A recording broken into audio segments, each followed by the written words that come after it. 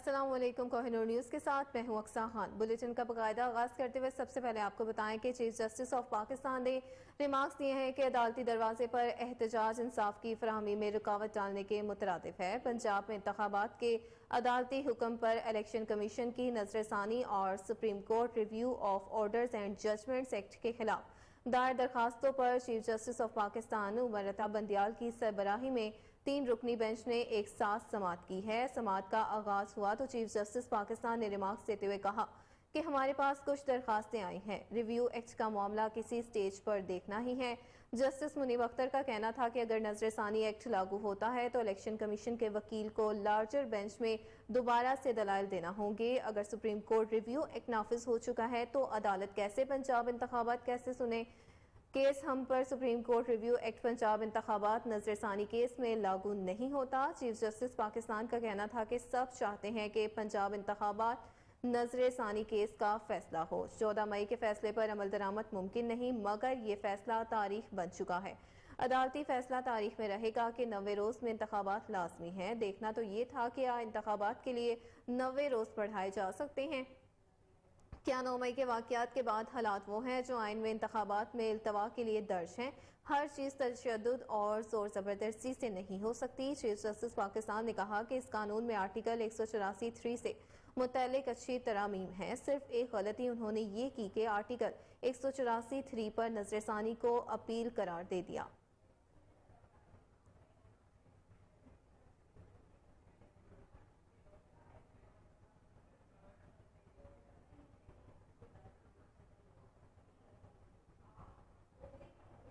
वज़ीर-ए-आज़म शहबाज शरीफ ने वज़ारत खजाना से कहा है कि वो आइंदा बजट में यकीनी बनाए कि IMF के तयशुदा मयारात की कोई खिलाफ वर्जी न होने पाए। ज़राए के मुताबिक वज़ीर-ए-आज़म शहबाज शरीफ और वज़ीर खजाना इसहाक डार के माबैन होने वाली मुलाकात में इस उम्मीद का इजहार किया गया कि हुकूमत IMF से एक समझौते पर पहुंच जाएगी। ज़राए ने कहा कि वज़ीर-ए-आज़म शहबाज शरीफ IMF प्रोग्राम की बहाली के हवाले से खासे पुरउम्मीद हैं, क्योंकि उनकी एक हफ्ता कबल IMF के मैनेजिंग डायरेक्टर के साथ तवील टेलीफोनिक गुफ्तगू हुई थी। वज़ीर-ए-आज़म शहबाज शरीफ ने MD से राबिते में $6 अरब के बेल आउट पैकेज की पटरी से उतरे हुए पैकेज की बहाली की बात की थी। दोनों रहनुमाओं के माबैन होने वाली ये गुफ्तगू वज़ारत खजाना की जानिब से गुज़श्ता 4 माह के दौरान मुज़ाकरात में तातुल दूर करने में नाकामी के बाद हुई थी।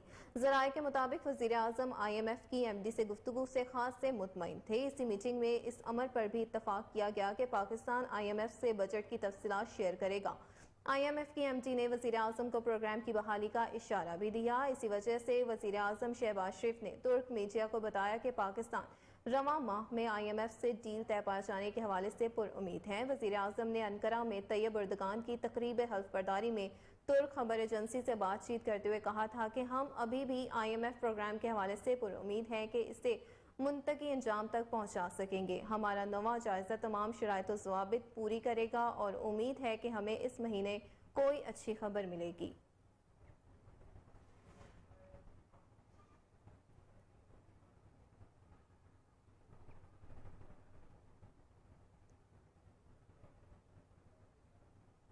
कौमी इक़्तिसादी कौंसिल ने माली साल 2023 से 24 के लिए 2700 अरब रुपए की तरक्याती प्रोग्राम की मंजूरी दे दी है।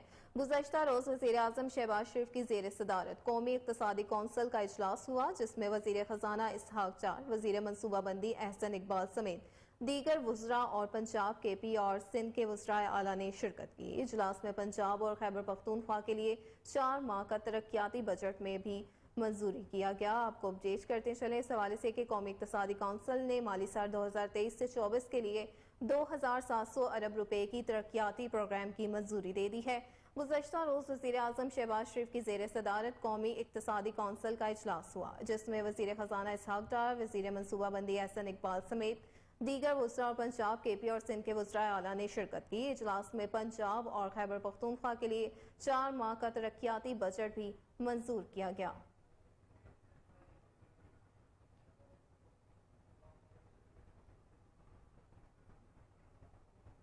मुल्की मईशत का हुजम कम होकर 341 अरब 50 करोड़ डॉलर पर आ गया। रवा माली साल मुल्की मईशत को सैलाब जैसे कुदरती आफात का सामना रहा।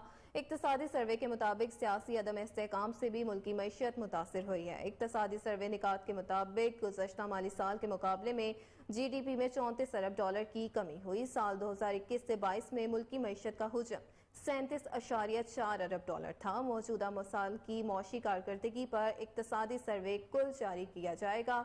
इक्तसादी सर्वे के मुताबिक मौजूदा माली साल फीकस आमदन भी कम होकर 1568 डॉलर पर आ गई। गुज़श्ता माली साल के मुकाबले फीकस आमदन में 198 डॉलर की कमी हुई। गुज़श्ता माली साल पाकिस्तान की फीकस आमदन का हुजम 1766 डॉलर था। सर्वे के मुताबिक रुपए में मुल्की मईशत का हुजम बढ़कर 84,760 अरब हो गया।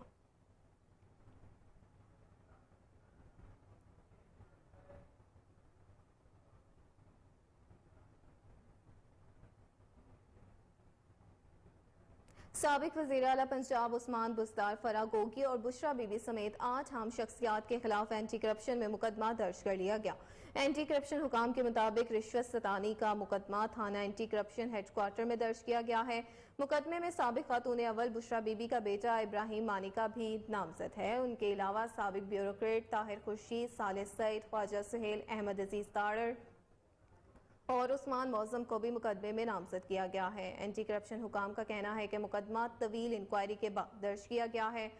मुल्जिमान ने भारी रिश्वत लेकर सूबे भर में अफसरान को मनपसंद पोस्टें दी। टीमें तश्कील दे दी गई हैं। जल्द गिरफ्तारियां मुतवक्के हैं।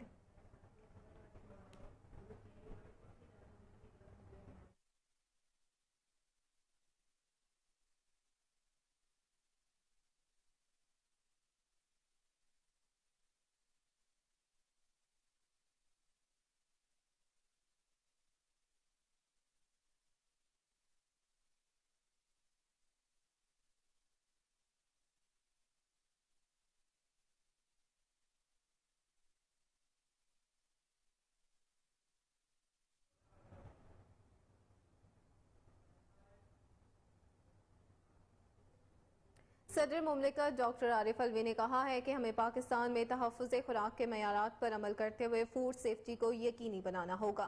ये तमाम शराकतदारों की मुश्तरका जिम्मेदारी है कि वो खुराक के एहतियात के साथ इस्तेमाल को फ़रोग़ देने के लिए किरदार अदा करें। आज तहफ़्फ़ुज़ खुराक के आलमी दिन पर पैगाम में सदर मुमलिकत ने कहा कि ये दिन तहफ़्फ़ुज़ खुराक के मयारात की तरफ तवज्जो मबज़ूल कराने के लिए मनाया जा रहा है।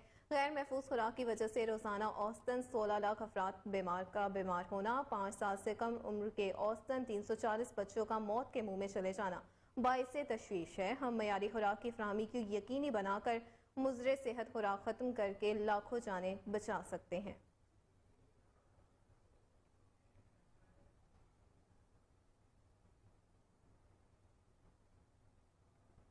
आगे बढ़ते हुए आपको बताएं कि अदालती हुक्म के बाद शाह महमूद कुरैशी को अडियाला जेल से रिहा कर दिया गया। शाह महमूद कुरैशी ने रिहाई के बाद मीडिया से गुफ्तगू करते हुए वकला और तमाम लोगों का शुक्रिया अदा किया। उन्होंने कहा कि हर गरूब के बाद तलू है।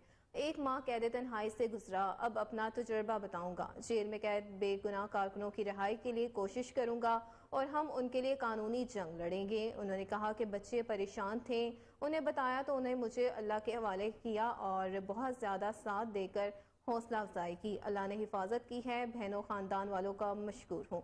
अदालती फैसले में कहा गया था कि शाह महमूद कुरैशी आईन कानून मुताबिक पुरअमन सियासी सरगर्मियाँ, पुरअमन एहतजाज और खिताब को सिखा सकेंगे, जबकि तोड़ फोड़, जलाओ घेराव के एहतजाज से दूर रहेंगे।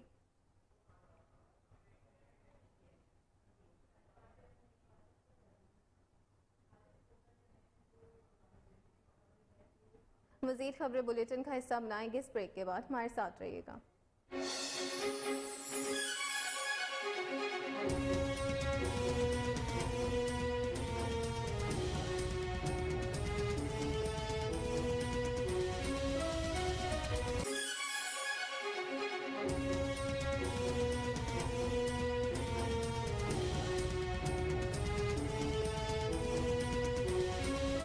Welcome back. आपको बताएं कि वफाकी वजीर मनसूबाबंदी एहसन इकबाल ने कहा है कि कौमी इक्तसादी कौंसिल ने तवानाई बचत मनसूबे के तहत मुल्क भर की मार्केट्स रात 8 बजे बंद करने की मंजूरी दे दी है।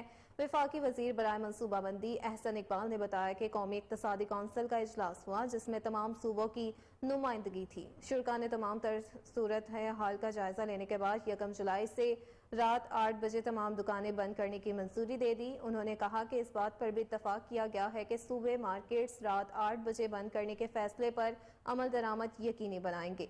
विफाकी वजीर का मजीद कहना था कि तवानाई पर हमारे सबसे ज्यादा अखराजात आए हैं, जिनको काबू करने के लिए इकदाम किए जा रहे हैं। अगर हम इनको कंट्रोल कर लेंगे तो बहुत सारे मसाइल हल हो जाएंगे। उन्होंने कहा कि मौसम गर्मा में सबसे बड़ा मसला बिजली की पैदावार का है। घरेलू सार्फिन की तलब पूरी करने के लिए बाजार रात को जल्द बंद करने पर सब ने इत्तफाक किया और हम इस हवाले से मुस्तकबिल में मजीद अहम फैसले भी करेंगे।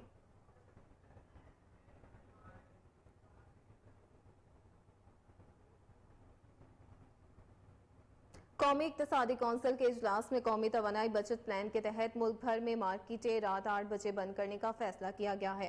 इस इकदाम से सालाना $1 अरब की बचत होगी। ताजर तंजीमों और बिजनेस कम्युनिटी ने इस फैसले को मुस्तरद करते हुए हुकूमत से मुतालबा किया कि हुकूमत अपना फैसला वापस ले ले और ताजरों को रात 12 बजे तक काम करने की इजाजत दे। इस हवाले से मजीद जानते हैं अपने रिपोर्टर अली फारूक से, जो इस वक्त सीनियर नायब सदर Lahore chamber of commerce Zafar Mahmood के साथ मौजूद हैं। जी बताइएगा इस हवाले से क्या तफसीलात हैं? जी, मैं इस टाइम बिल्कुल मौजूद हूँ लाहौर चैम्बर ऑफ कॉमर्स में। जैसा कि गवर्नमेंट ने ये अमल किया है कि जी ये इकदाम किए हैं कि दुकानें 8 बजे बंद करने के अहकाम पर अमल शुरू किया जाएगा। इस हवाले से ताजरों के बड़े सख्त और बिजनेस कम्युनिटी के बड़े सख्त तहफ़्फ़ुज़ात हैं। इनसे इस हवाले से बात करते हैं सीनियर नायब सदर Lahore chamber of commerce Zafar Mahmood साहब से, जो हमारे साथ हैं। जी अस्सलाम वालेकुम सर, क्या हाल चाल है? वालेकुम सलाम जी। सर, ये बड़े सख्त तहफ़्फ़ुज़ात हैं, 8 बजे दुकानें बंद हो रही हैं, आगे ईद के दिन आ रहे हैं, क्या कहेंगे? जी, ये तो पहली बात तो ये है कि जी ये पॉसिबल नहीं है। इस वक्त जो हुकूमती अरस्तू हैं वो बड़ी गलत किस्म की पॉलिसियाँ बना रहे हैं और नारकी फैला रहे हैं मार्केट में। बिज़नेस कम्युनिटी तो ऑलरेडी स्ट्रेस में है, बिज़नेस बिल्कुल बंद कर दिए गए हैं और आगे जो बजट का खौफ एक पैदा किया गया है, उसके बाद ये बयान देना कि जी 8 बजे बंद हो जाएगा, तो 12 बजे तो आलमोस्ट खुलती हैं मार्केट्स। और आज के दौर में जो मजदूर है, जो गरीब आदमी है, जो दुकानदार है, जो बिजनेसमैन है या जो मुलाजिम है सरकारी, वो 5-6 बजे के बाद तो मार्केट जाता है। तो मैं समझता हूँ कि 12 बजे तक ये मार्केट्स खुलनी चाहिए। ये कतन गलत एक इकदाम है। ये जो एनर्जी को बचाना चाहते हैं, ये एनर्जी इस तरह नहीं बचती। एनर्जी बचाने के लिए ये प्रोजेक्ट के ऊपर जाएं और अपने प्रोजेक्ट को सस्ते प्रोजेक्ट लेके आएँ। अब ये 11 पैनी पे अगर हाइड्रल हमें ये 11 सेंट के ऊपर दे रहे हैं लेके, जिसमें पता नहीं क्या क्या खराफात हैं, हम उस पर नहीं जाना चाहते हैं। तो जब 11-11 सेंट के ये हाइड्रल के एग्रीमेंट करेंगे तो इस मुल्क में एनर्जी के क्राइसिस इसी तरह रहेंगे। मैं समझता हूँ कि हुकूमत को अवाम को मजीद रुस्वा करने की बजाय कम से कम अपने गिरेबान में देखना चाहिए और ऐसी पॉलिसियाँ लेके आनी चाहिए जिससे अवाम डिस्टर्ब ना हो और अवाम के जो माशी पहिया है वो चलता रहे।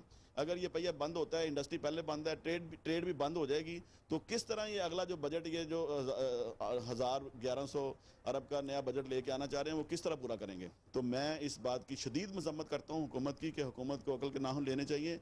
इस तरह के फैसले ना करें जिससे हुकूमत के अगेंस्ट एजिटेशन क्रिएट हो, जिससे हुकूमत ने आगे इलेक्शन में भी जाना है।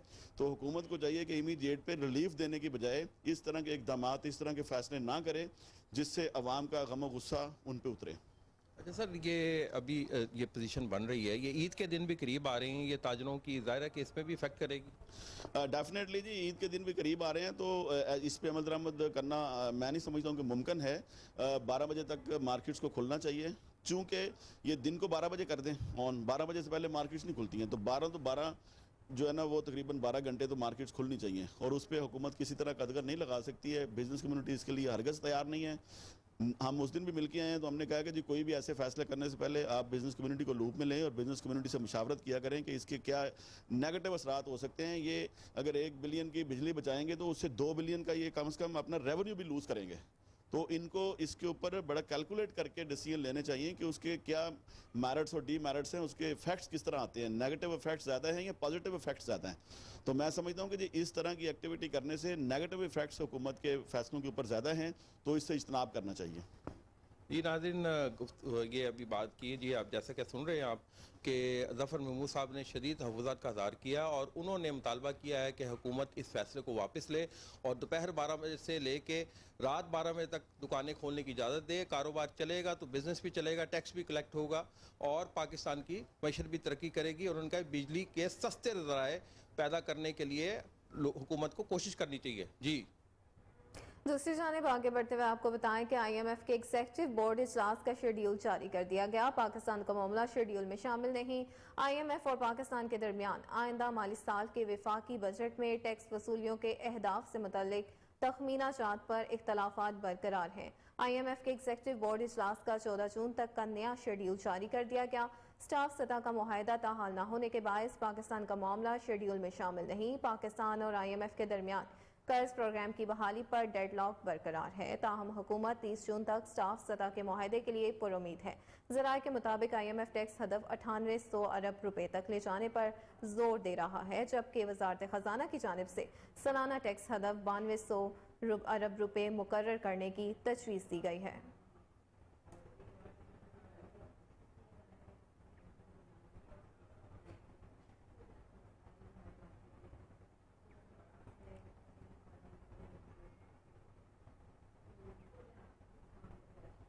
अमेरिका ने एक बार फिर पाकिस्तान में रजीम चेंज के बयानियों को मुस्तरद कर दिया है। अमेरिकी महकमा खारजा के नायब तर्जुमान वेदांत पटेल ने प्रेस कॉन्फ्रेंस करते हुए कहा कि अमरीकी साजिश से मुतल्लिक इल्ज़ामात सरीहन झूठे हैं। पाकिस्तानी सियासत से मुतल्लिक फैसले वहाँ के अवाम ने अपने आइन के मुताबिक करने हैं। उन्होंने कहा कि पाकिस्तान के साथ अमरीका के ताल्लुकात देरीना ताउन पर मबनी हैं। अमरीका ने हमेशा खुशहाल और जमहूरी पाकिस्तान को अमरीकी मुफादात के लिए अहम समझा है। तर्जुमान ने मजीद कहा कि अमरीकी साजिश के इल्ज़ामात झूठ हैं। पाकिस्तान के अवाम ही मुल्क की सियासत से मुतल्लिक फैसला कर सकते हैं। पाकिस्तान के साथ तवील अरसे से जारी ताउन अहम है। खुशहाल और जमहूरी पाकिस्तान अमरीका के मुफाद में है। अमरीकी महकमा खारजा का कहना है कि खदीजा शाह केस में पाकिस्तानी हुकाम से कौंसलर रसाई मांगी है। खदीजा शाह दोहरी शौरियत रखती हैं, उनके केस पर नजर रखी हुई है। इस सिलसिले में पाकिस्तान से बराह रास्त बातचीत जारी रखेंगे। हम हमेशा गैर मुल्की हुकूमतों से ज़ेर हिरासत अमरीकी शहरियों तक रसाई देने का मुतालबा करते हैं। तर्जुमान का मजीद कहना था कि तवक्को है पाकिस्तानी हुकाम शफाफ और मुनसिफाना ट्रायल को यकीनी बनाएंगे।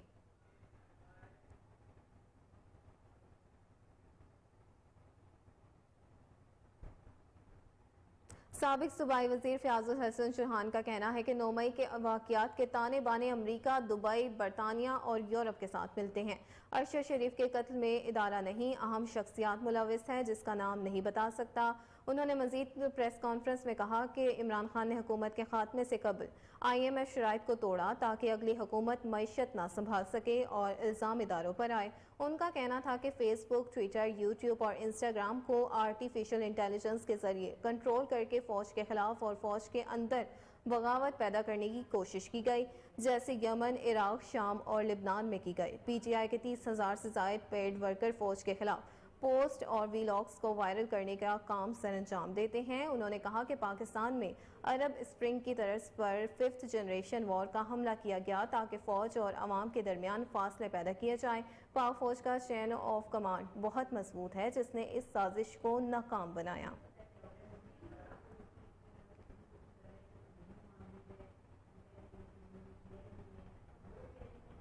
अमेरिका की रियासत वर्जीनिया के हाई स्कूल के करीब फायरिंग से 2 अफराद हलाक और 5 जख्मी हो गए। गैर मुल्की मीडिया के मुताबिक हाई स्कूल में ग्रेजुएशन की तकरीब खत्म होने के फौरी बाद हमलावर ने फायरिंग की। रिपोर्ट्स के मुताबिक मतवक्के मौके से फरार होने वाले 19 साल हमलावर को पुलिस ने गिरफ्तार कर लिया, जिसके कब्जे से असलहा भी बरामद कर लिया गया।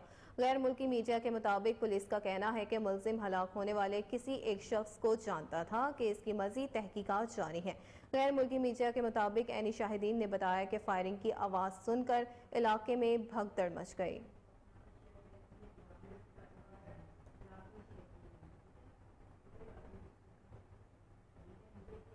और अब कुछ बात करेंगे मौसम की हसीन सूरत हाल के हवाले से। तो महकमे मौसमियात की आज पंजाब, खैबर पख्तूनख्वा, गिलगित बाल्टिस्तान और कश्मीर के मुख्तलिफ मकामात पर बारिश की पेशगोई की गई। महकमा मौसमियात के मुताबिक जनूबी पंजाब, बलाई खैबर पख्तूनख्वा, गिलगित बाल्टिस्तान और कश्मीर के चंद मकामात पर तेज़ हवाओं और गरज चमक के साथ बारिश की तवक्को है। गुज़श्ता रोज़ भी लाहौर के मुख्तलिफ इलाकों में आंधी के साथ बारिश और यालाबारी हुई। मुल्तान, खानेवाल, भावलपुर, सरगोदा, खुशाब में कहीं यालाबारी और कहीं आंधी के बाद हल्की बारिश हुई है।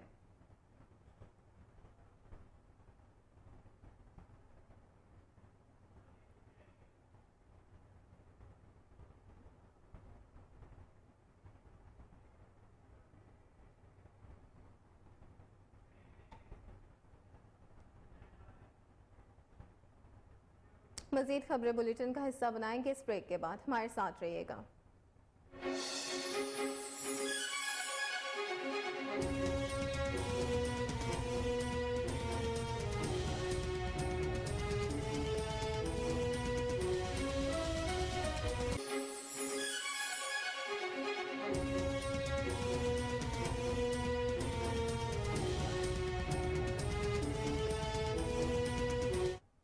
Welcome back. आपको बताएं कि मिडल ईस्ट में तरक्की के मौजू पर तकरीब का इनेकाद किया गया। इस मौका पर तरक्की के बढ़ते हुए रुझानात पर बातचीत हुई।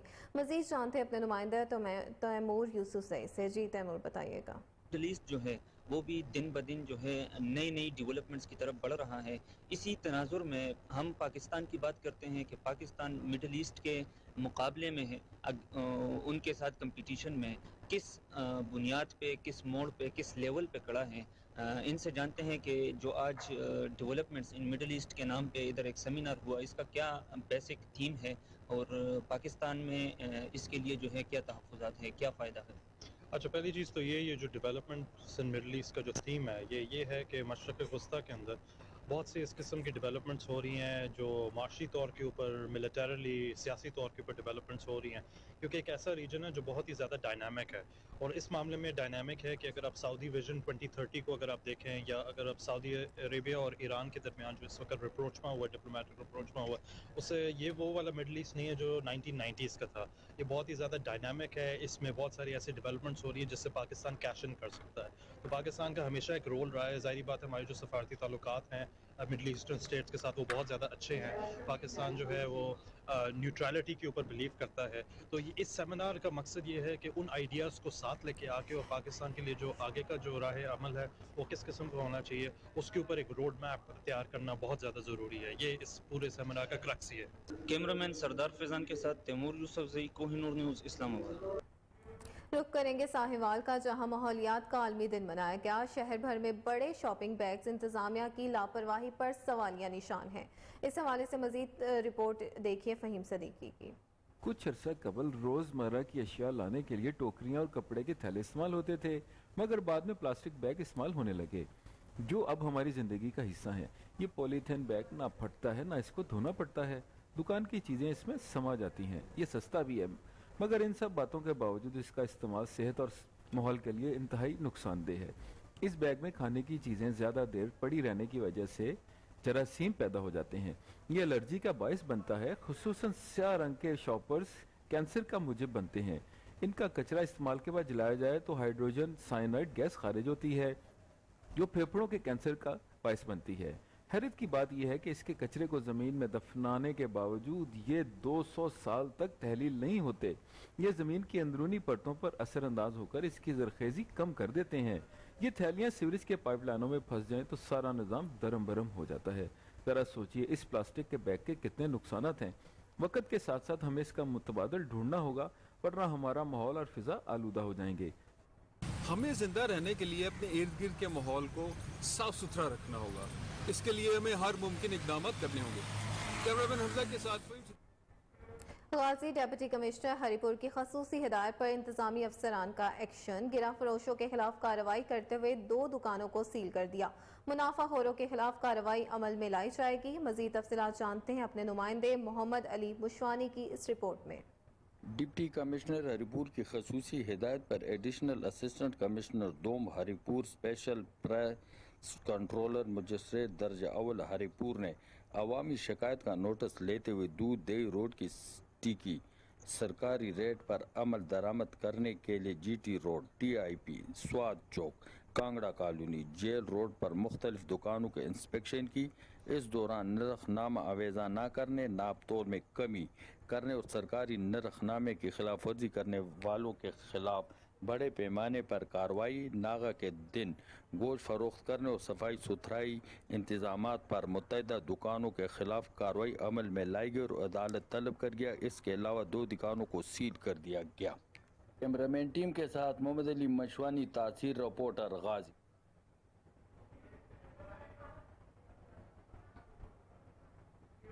रुख करेंगे मंडी भाउद्दीन का, जहां गुजरात सरगोदा रोड गढ़ों में तब्दील हो गई है। रॉन्ग साइड से आने वाली ट्रैफिक के बायस आए रोज हादसात होने लगे।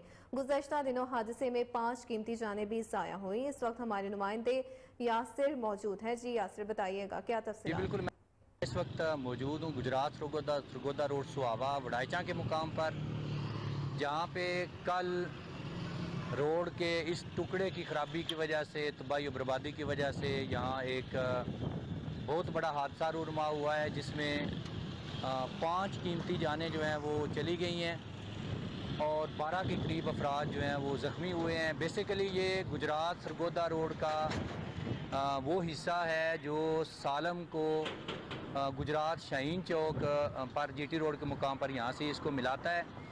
और इस पे ना सिर्फ ये कि लोडर गाड़ियाँ बड़ी तादाद के अंदर गुजरती हैं, मुसाफिर वैनें बड़ी तादाद के अंदर यहाँ से गुजरती हैं, और इसके साथ साथ गुजरात यूनिवर्सिटी की जो तलबा और तालबात की बसें हैं वो भी यहाँ पे कोई 8-10 के करीब यहाँ से गुजरती हैं। लेकिन ये रोड गुज़श्ता 6 माह से शदीद ख़राब है, लेकिन हुकाम बाला की तरफ से किसी किस्म का कोई एक्शन हमें देखने में नज़र नहीं आ रहा। ना हाईवे पंजाब की तरफ से, ना डीसी मंडी भाउद्दीन की तरफ से, ना ही इस नई गवर्नमेंट जो निगरान गवर्नमेंट आई थी इसकी तरफ से इस रोड जो टुकड़ा है इसकी बहाली के लिए कोई इक़दाम किए गए हैं, जिसकी वजह से आए दिन ना सिर्फ ये कि जानलेवा हादसात हो रहे हैं, बल्कि लोग अपनी कीमती गाड़ियों से और कीमती सामान से जो है वो यहाँ पे महरूम हो रहे हैं। गुज़श्ता कल जब यहाँ पे डीसी मंडी भाउद्दीन जनाजा में शिरकत के लिए आए तो हमने उनकी तवज्जो भी इस तरफ दिलाई, तो उनका यही कहना था कि हम इस रोड की बहाली के लिए जो है वो पूरी तगोदो और कोशिश कर रहे हैं। लेकिन आज अभी 24 घंटे गुजरने के बावजूद कि 24 घंटे जो हैं वो गुजर चुके हैं और रोड की बहाली के लिए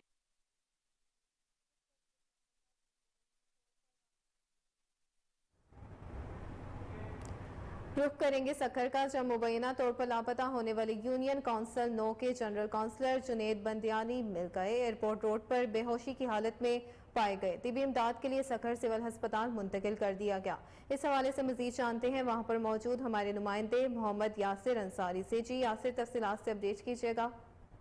रोज सक्कर के इलाके बंदर रोड से लापता होने वाले सक्कर की यूसी 9 के पीटीआई के काउंसलर जुनेद बंदानी उर्फ जुनेद लाडला बेहोशी की हालत में सक्कर के इलाके एयरपोर्ट रोड से पाए गए हैं। उनके पुरसा हमारे साथ मौजूद है, आइए उनसे जानते हैं। उन्हें सक्कर सिविल अस्पताल लाया गया है कि उनका क्या कहना है। मैं राजपूत बंदानी वेलफेयर का सदर हाजी मोहम्मद शरीफ बंदानी, ये मेरी बंदानी बिरादरी की कम्युनिटी का एक फ़र्द है।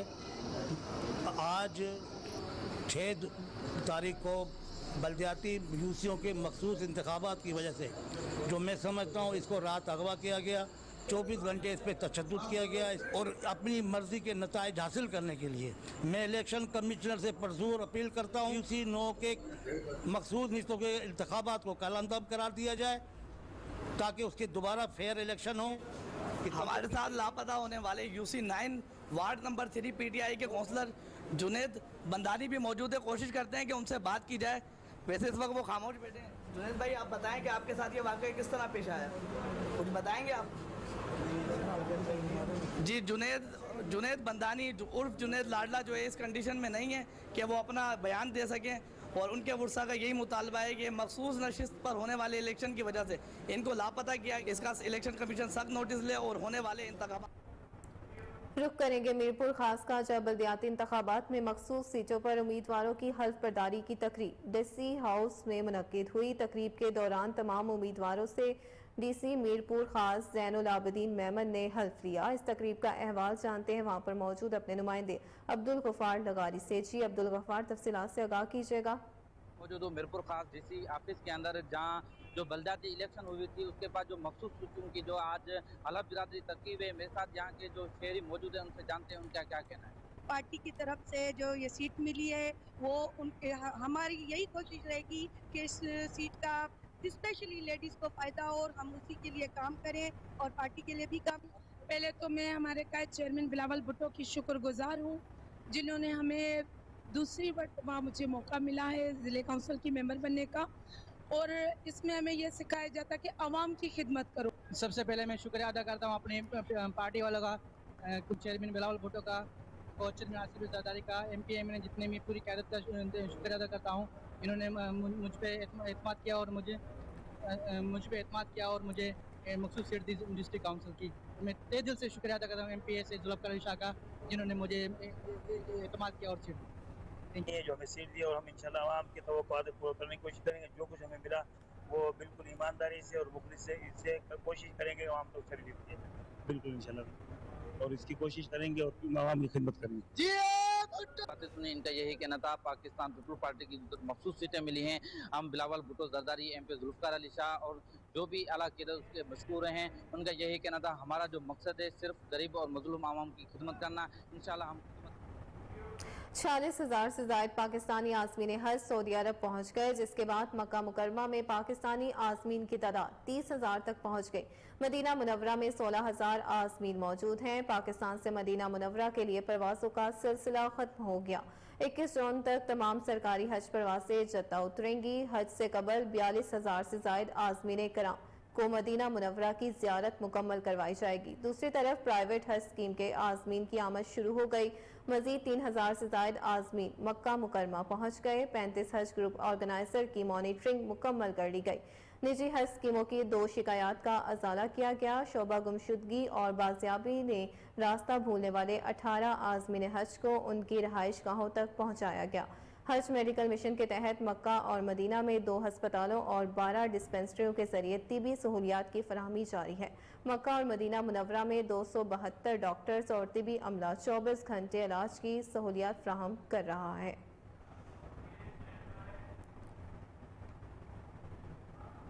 आगे बढ़ते हुए आपको बताएं कि DC ऑफिस के सैनमा क्लर्क महमूद अहमद ने चार्ज छोड़ने से इनकार कर दिया। महमूद अहमद को एस्टेब्लिशमेंट ब्रांच रिपोर्ट करने के अहकाम जारी किए गए, ताहम इसने DC के अहकाम हवा में उड़ा दिए और ट्रांसफर ऑर्डर होने के बावजूद मुतल्लिका सैनमा इंचार्ज को रिकॉर्ड नहीं दिया। डिप्टी कमिश्नर ऑफिस के अफसरान कानून पर अमल दरामद करवाने पर बुरी तरह नाकाम हो गए। महमूद खान के खिलाफ ताहाल कोई कार्रवाई अमल में नहीं आ सकी। दूसरी तरफ महमूद खान ने रिकॉर्ड देने और सैनमा की कुर्सी छोड़ने की बजाय अफसरान के खिलाफ प्रोपेगेंडा शुरू कर दिया है।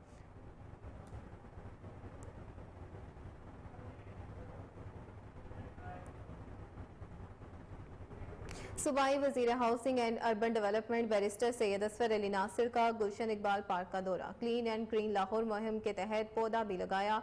इस मौके पर मुल्की सलामती और इस्तेहकाम के लिए खसूसी दुआ भी की। Additional director general PHA Lahore Safiullah, project director Gulshan Iqbal park Hafiz Ibrar भी उनके हमरा मौजूद थे। सूबाई वजीर को एडिशनल डायरेक्टर जनरल और project director Gulshan Iqbal park ने ब्रीफिंग दी। सूबाई वजीर ने अफसरान को गुलशन इकबाल पार्क में शहरियों को सहूलियात की फरहमी और इंतजामात को बेहतर बनाने की हिदायत की। सूबाई वजीर ने कहा कि पार्कों में शहरियों को सहूलियात की फरहमी में किसी किस्म की कोताही को बर्दाश्त नहीं किया जाएगा। PHA पार्कों में शहरियों को पार्किंग, सिक्योरिटी और दीगर सहूलियात की फरहमी को यकीनी बनाया जाएगा। माहौल के तहफ़्फ़ुज़ और लाहौर की खूबसूरती के लिए ज़्यादा से ज़्यादा शजरकारी वक्त मुहिम की ज़रूरत है।